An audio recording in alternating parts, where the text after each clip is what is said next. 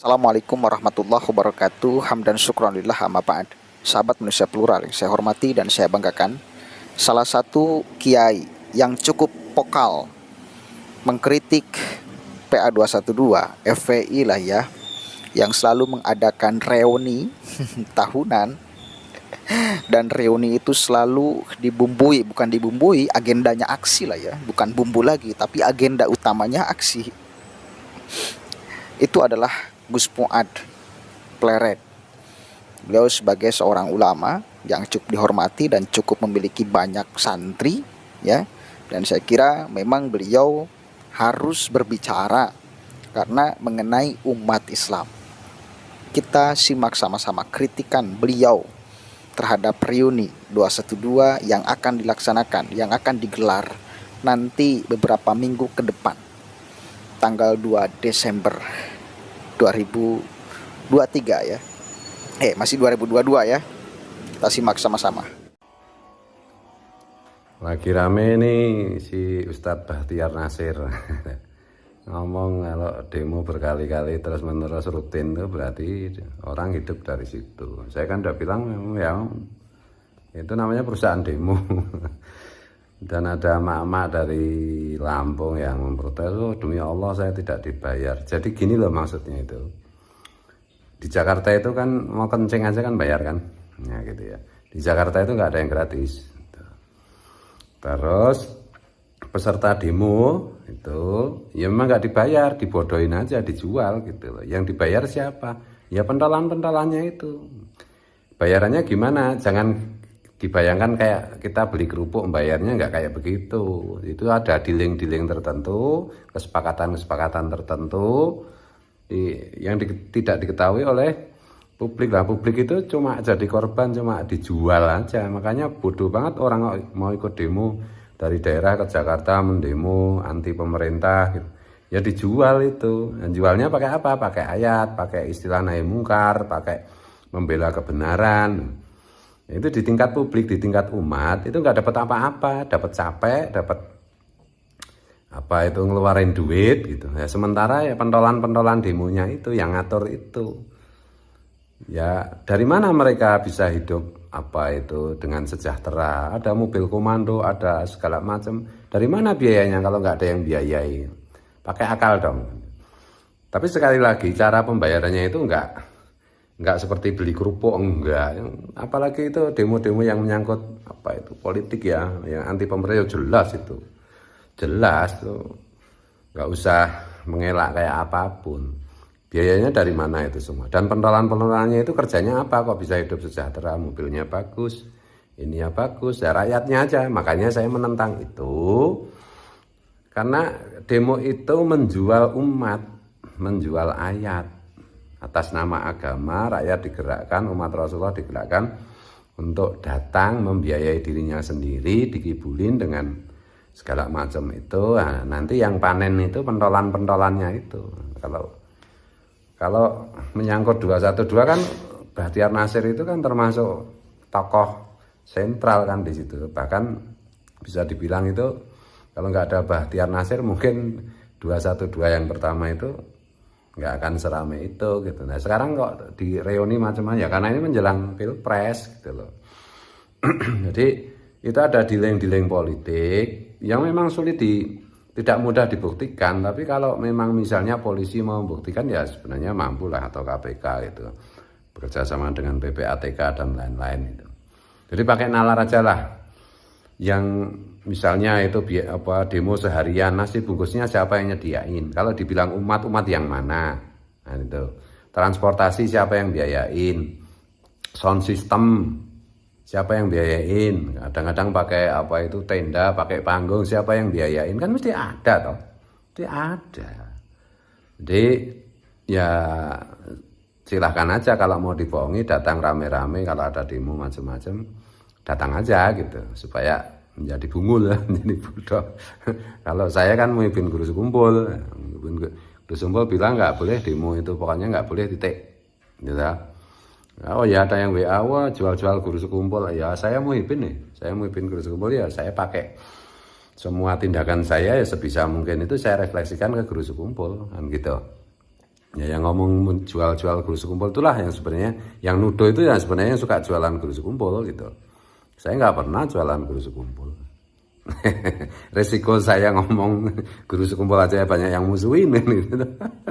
Ya gitu ya. Kalau nggak mau demo ya ngevlog-ngevlog kayak gini itu enggak. Ini pun masih dituduh toh. Oh, buzzer RP, buzzer berapa juta kali saya bilang itu. Buktikan kalau saya menerima uang dari pemerintah atas kegiatan-kegiatan saya seperti ini. Enggak ada. Naudzubillah min dzalik kalau saya dibayar untuk urusan-urusan seperti ini. Ini adalah urusan saya sebagai pertanggungjawaban saya sebagai seorang kiai, menjaga umat gitu aja. Tapi kalau umat nggak mau dijaga, maunya dibohongin, dikibulin ya oleh apa itu serigala berbulu kelinci, ya silakan aja.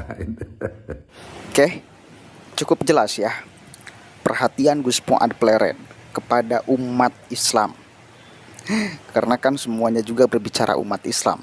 Yang demo itu mengatasnamakan perwakilan umat Islam. Gus Fuad pun sebagai kiai yang memiliki santri yang itu pun adalah umat Islam. Gus Fuad memandang bahwa para petinggi yang aksi itu mendapatkan bayaran. Bahkan beliau menegaskan kalau memang ada yang ikhlas datang ke Jakarta, reuni, aksi dan segala macam, itu dibodoh-bodohi. Karena memang yang punya uangnya itu bukan masanya, tetapi pimpinan masanya. Yang mendapatkan satu kali lagi bayaran itu bukan masanya, tetapi pimpinan masanya. Memang kalau kita lihat lah ya, para petinggi mereka sugih betul. Sugih-sugih lah ya, itu fakta. Kemudian kan timbul pertanyaan di benak kita, dari mana mereka mendapatkan uang? Apakah punya usaha? Atau kemudian itu sodakoh dari jamaahnya? Atau bagaimana? Kan gitu ya. Nah, Gus Fuad memprediksi itu ada bayarannya, apalagi momen politik. Apalagi digiring masa itu untuk mencoblos salah satu capres, ya, salah satu kandidat, salah satu capres. Dan kita tahu itu jelas agenda 212, agenda tahunan itu, agenda reunian itu menjadi sangat kental aroma politiknya. Jadi bukan aroma persaudaraannya, tetapi nuansa politiknya ini lebih kental daripada nuansa persaudaraannya, daripada nuansa erat sebagai sesama muslim di berbagai daerah.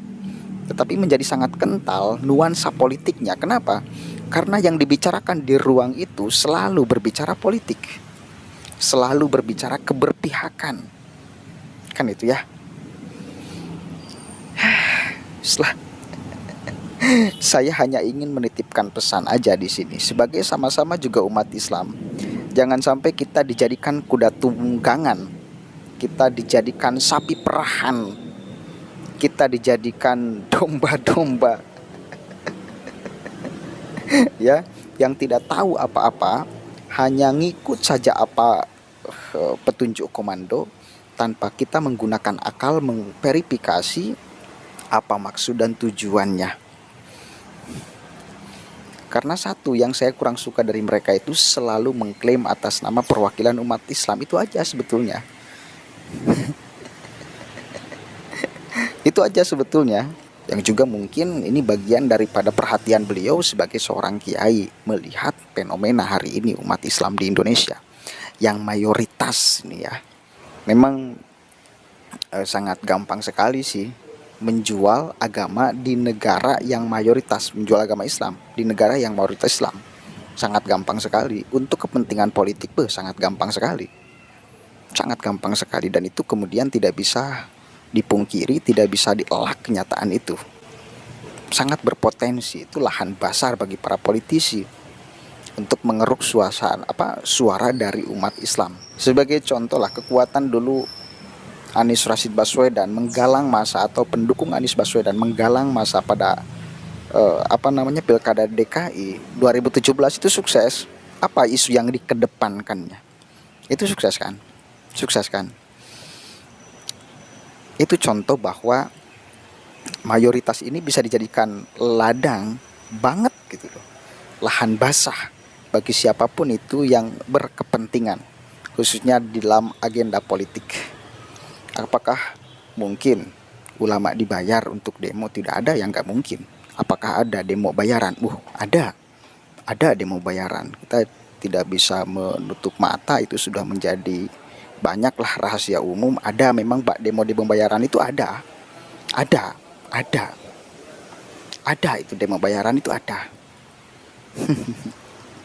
Cuma siapa yang dibayar, siapa yang tidak, kita susah membedakan mana demo bayaran, mana demo yang ideal, hasil pikiran. Oke, mungkin itu yang bisa saya sampaikan, dan boleh jadi apa yang diucapkan oleh Gus Fuad tepat sasaran. Bahkan Gus Fuad mengatakan sangat yakin bahwa demo itu dibayar. Silakanlah kalian pertimbangkan aja sebagai masyarakat. Jangan sampai mau dibodoh-bodohi oleh segelintir orang yang hanya ingin memanfaatkan kalian. Assalamualaikum warahmatullahi wabarakatuh.